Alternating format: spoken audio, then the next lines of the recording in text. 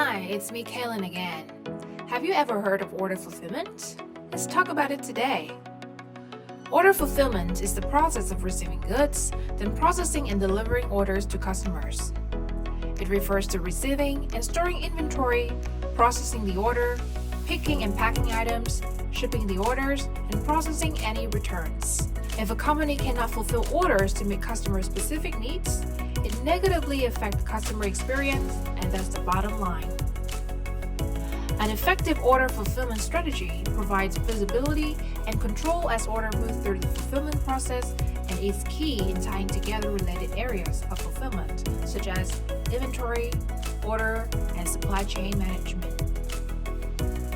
By automating the fulfillment process using software, businesses can wisely choose how to fulfill orders based on inventory availability and businesses' rules, ensuring inventory is used in the most efficient way and customers receive their orders accurately and on time. That's it. It's all about order fulfillment. See you in the next episode.